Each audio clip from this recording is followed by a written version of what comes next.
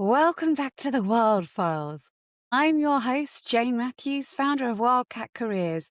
We work exclusively with MSPs to fix broken hiring processes, craft cultures people actually want to work in, and build teams that succeed with the right people in the right seats. So today we are talking about something that quietly damages MSP long before leadership, fully notices it: reactive hiring. But more specifically, the slow drift into reactive hiring. Because here's the interesting thing. Most MSPs do not wake up one morning and suddenly decide, let's create operational chaos. That is not what happens. Reactive hiring rarely arrives dramatically.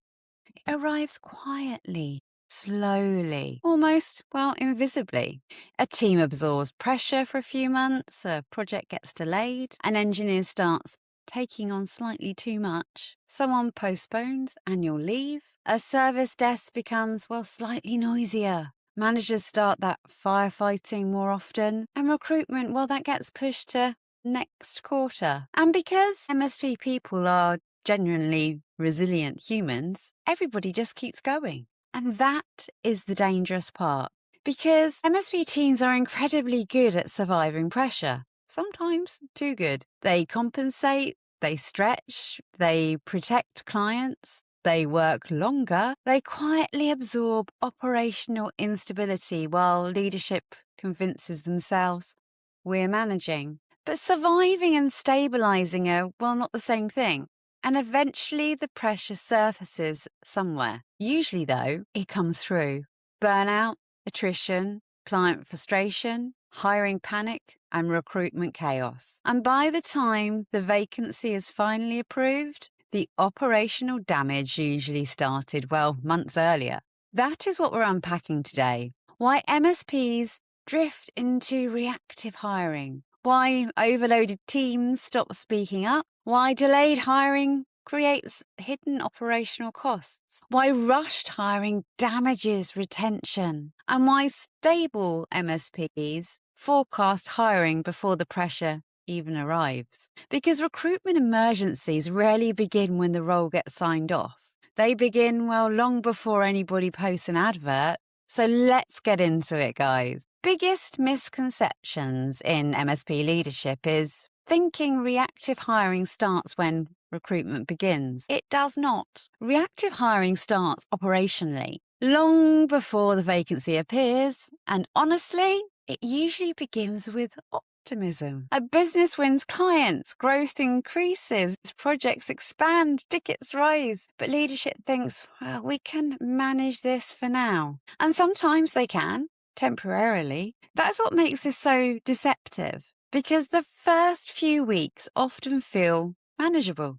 Then the extra workload, that slowly becomes normalized. And this is where MSPs accidentally become reactive. Pressure gradually becomes operational baseline. I see this constantly. An MSP grows, say, by 15%, but that headcount stays flat. So the team absorbs it, then another project lands, then another client, then another migration, and suddenly the business has quietly outgrown the operational structure underneath it. And because it happened gradually, nobody fully notices the transition point. That is the danger. Slow operational decline is harder to spot than, obviously, sudden collapse, because gradual pressure feels survivable until it's not. You see, your team, they absorb the damage first. Now, this is really important because technical teams are often the first people absorbing the impact of delayed hiring. And interestingly, they are usually the last people to complain loudly about it. You see, MSP engineers, they're generally problem solvers, aren't they? That is how they're wired. They fix, they compensate, they protect service. And many of them carry a huge sense of responsibility towards your clients, which means when operational gaps appear, they often step in quietly. Longer hours, fewer breaks, more escalations, more context switching, more emotional load. And leadership sometimes misreads this. They think that the team seems fine. But Internally, the pressure is building. This is why burnout inside MSPs often develops silently, because the team keeps delivering externally while deteriorating internally. And this is where it gets really dangerous. The longer overload continues, the more normal it feels. People adapt to unhealthy operational pressure surprisingly quickly. That then becomes the new standard. Then eventually, well, someone leaves and leadership suddenly says, "Where did this come from?" But often, the signs were there for months. Recruitment was simply delayed too long. Now let's talk about one of the most expensive phrases in MSP hiring. "We will hire next quarter." I hear this constantly, and look, I understand why. Leadership wants certainty. They want revenue visibility, client stability, cash flow confidence. Completely fair. I run a business too. I get it. But here is the problem. Operational strain does not pause while leadership waits for perfect timing. That pressure, it continues building. And delayed hiring, well, that often creates bigger commercial problems later. Because overloaded teams eventually, well, slow down. Projects slip, response quality drops, internal communication weakens. Mistakes are made, managers become reactive, client confidence softens, and suddenly the cost of delayed hiring becomes larger than the cost of hiring earlier. But businesses rarely measure that properly. What they do is they calculate salary. They do not calculate operational drag. That is the hidden cost. And honestly, some MSPs accidentally spend more money surviving overload than they would hiring proactively. That sounds dramatic, but think about it. Lost productivity, well, increases errors, client frustration, management distraction, recruitment panic, poor retention. All of those carry a commercial cost. Yet many businesses only evaluate the visible hiring expense, not the invisible operational damage. Now, this part fascinates me, because burnout often becomes visible through recruitment before leadership fully notices it elsewhere. So what do I mean? Here's what I mean. The language during interviews changes. The energy changes. Managers, well, they sound exhausted, because they are. Teams start describing workloads differently, because it is. Processes become slower because of pressure. Interview feedback takes longer because you're busy. Candidates sense that pressure, and recruitment starts exposing operational strain externally. This is why I always say candidates can feel organisational stress surprisingly quickly, particularly experienced MSP candidates, because they know the signs. They know what overloaded service desks sound like. They know what reactive leadership sounds like. And often recruitment becomes the first external symptom of internal burnout. That is incredibly important, because if candidates can feel the pressure during interviews, your team has probably been carrying it for a while already. Now, here's where things become more expensive. Reactive hiring rarely stays isolated. It usually creates more instability later because hiring under pressure changes behavior. Businesses become less selective, less structured, less patient, more emotional. And under pressure, people often prioritize relief over alignment. That's human, guys. An overloaded MSP wants support quickly, completely understandable. But rushed hiring creates long-term risk. Because if process quality drops under pressure, retention quality often drops afterwards too. I see this pattern repeatedly. So an MSP delays hiring for too long, pressure builds, then suddenly the role becomes urgent. Everybody starts to panic. The business rushes recruitment.